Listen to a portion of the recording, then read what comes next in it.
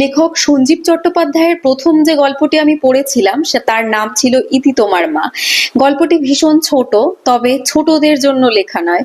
শুরুতে পড়ার সময় মনে হতে পারে যে গল্পটি ছোটদের জন্য লেখা, বরং আমার মনে হয় যে এটি বড়দেরই পড়া উচিত। কারণ আমাদের ছোট থেকে বড় হওয়ার এই জীবন যুদ্ধে আমরা নিজেদের ভেতরকার যে শিশু থাকে তাকে মৃতপ্রায় করে রাখি। এই ধরনের কিছু গল্প পড়লে আমাদের ভেতরকার সেই শিশুকে জাগিয়ে রাখা যায়, আমাদের নীতিবোধকে এই ধরনের গল্প শান দেয়। তবে আজকের আলোচ্য বিষয় ইতি তোমার মা নয়, অন্য একটি বই। নমস্কার, আপনাকে সৌশিল্পে স্বাগত। আমি সৌমিতা। আমি সম্প্রতি একটি বই পড়েছি, যেটি সম্প্রতি বলা চলে না, আমি আজই সেটা পড়ে শেষ করেছি। সেই বইটির নাম হলো শ্বেত পাথরের টেবিল। লিখেছেন সঞ্জীব চট্টোপাধ্যায়।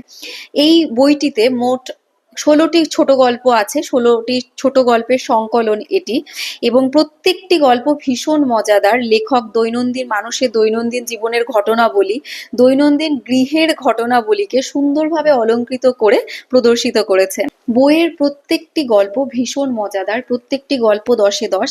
তবে আমার যে গল্পটি সবার থেকে বেশি ভালো লেগেছে সেটি হচ্ছে অরণ্যদেবী কাহিনীটি। জানি না কেন ওই গল্পটি পড়তে পড়তে আমার মনে হয়েছে আমি যেন দার্জিলিং এর সেই অরণ্যে মহুয়া গাছের নিচে কবর দেওয়া আত্মঘাতীর মৃতদেহের সামনে দাঁড়িয়ে চোখের জল ফেলা অবস্থাতে বড়দির দিকে আমি তাকিয়ে আছি। কত ছোট গল্প, অথচ কত দুর্দান্ত ঘটনা তার মধ্যে। কি সুন্দর লেখনী, গল্পের মোড় অতটুকু কাহিনী, অথচ গল্পের মোড় কোথা থেকে কোথায় ঘুরে দাঁড়ালো। কি লেখনী! আর লেখককে নিয়ে নতুন করে কিছুই বলার নেই, তিনি এমনিতেই আমাদের সকলের প্রিয়। শ্বেতপাথরের টেবিল বইটি যে এত আগের সংকলন এটা আমার জানা ছিল না। কিছুদিন আগে যখন আমি বইটি পড়ছিলাম তখন একজন উচ্চপদস্থ আইএফএস অফিসারের সাথে আমি যখন আলোচনা করছিলাম বইটি নিয়ে, তখন তিনি জানালেন যে এই বইটি তিনি ছোটবেলায় পড়েছেন এবং ভদ্রমহিলার বয়স এখন 60-এর কাছে। তাহলে আমি বাড়ি এসে অবশ্যই খুঁজলাম যে আদতে কত সালে প্রথম এটি প্রকাশিত হয়েছিল।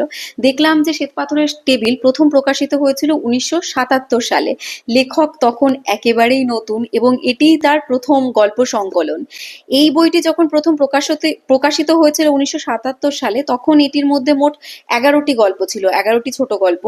বর্তমান যে সংকলনটি আছে এর মধ্যে আরো 5টি গল্প যোগ করা হয়েছে এবং বর্তমানে এর মধ্যে 16টি সংকলন আছে। আমার কাছে যে বইটি আছে এই বইটি আনন্দ প্রকাশনী থেকে প্রকাশিত, তবে আমি কলেজ স্ট্রিটের কথা ও কাহিনী দোকান থেকে বইটি নিয়েছিলাম। মূল্য আছে 350 টাকা, কিন্তু 20% ছাড়ে পেয়ে যাবে। পয়লা বৈশাখে আমার হাজবেন্ড এটা আমাকে কিনে দিয়েছিল। এবার আসি, আমি হঠাৎ করে এই গল্পের খোঁজটা কোথা থেকে পেলাম। আসলে আমি পাঠকের দপ্তর গ্রুপটা থেকে এই গল্পের খোঁজ পেয়েছিলাম। পাঠকের দপ্তর একটি বাংলা পড়ুয়াদের গ্রুপ, যেখানে প্রত্যেক মাসে একটি করে বাংলা বই বেছে নেওয়া হয়, ওই বুক অফ দ্য মান্থ মতন করে, যেটা সবাই মিলে পড়ে। খুব ভালো একটা গ্রুপ ওরা। প্রত্যেক মাসে ওদের থেকে আমি প্রচুর ভালো ভালো বাংলা বইয়ের খোঁজ পেয়েছি এবং এই শ্বেতপাথরের টেবিল বইটি ওদের চৈত্র মাসের বুক অফ দ্য মান্থ ছিল। ব্যাস, আজকের আলোচ্য বিষয় এইটুকুই। আমি সবাইকে বলবো এই বইটি পড়তে। এবং শেষ করার আগে একটি প্রশ্ন আমার সবার কাছে রইল যে আপনি কি শ্বেতপাথরের টেবিল পড়েছেন? কারণ আমাকে অনেকেই জানিয়েছেন যে তারা শ্বেতপাথরের টেবিল পড়েছেন।